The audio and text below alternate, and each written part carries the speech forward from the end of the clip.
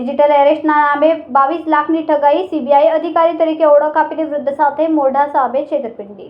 સુરત શહેરના એક senior સિટીઝનને digital arrest કરીને ભય પેદા કરીને ₹22,04,000 બળજબરીથી ટ્રાન્સફર કરાવી લેવાના ગુનામાં સંડોવાયેલા આરોપીને અમદાવાદ ખાતેથી ઝડપવામાં સુરત સાયબર ક્રાઇમ સેલને સફળતા મળી છે।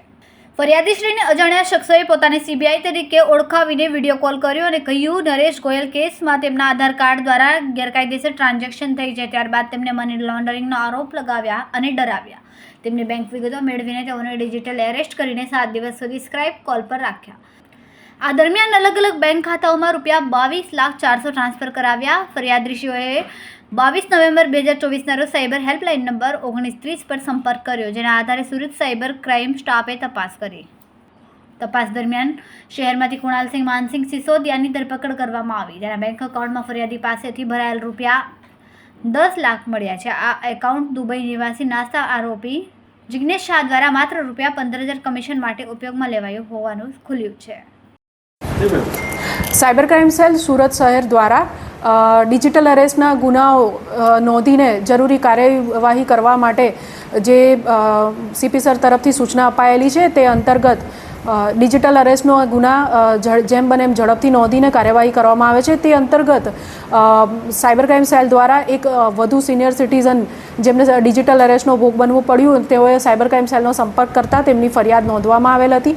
આ સિનિયર સિટીઝન સાથે તેમનો આધાર કાર્ડ અને એમનું જે બેંક એકાઉન્ટ વગેરે છે એ ક્રિમિનલ એક્ટિવિટીઝમાં વપરાયું છે એવી રીતના એમને જણાવીને પોલીસનો વેશ ધારણ કરી સીબીઆઈના ઓફિસર બનીને સાયબર ક્રિમિનલ્સે તેમને ડિજિટલી અરેસ્ટ કર્યા હતા અને તેમની સમાજમાં ઇજ્જત બચાવ અને પોલીસ કાર્યવાહીથી બચવા માટે અને એકાઉન્ટના વેરિફિકેશન કે બીજા કોઈ ખોટા કામમાં એકાઉન્ટ વપરાતું નથી એ બધા અલગ બહાના હેઠળ ચકાસણીના નામે 22 લાખ રૂપિયા જેટલી રકમ અલગ એકાઉન્ટોમાં ટ્રાન્સફર કરાવીને અને ફરિયાદીને ડિજિટલ અરેસ્ટ કરવામાં આવેલ હતા।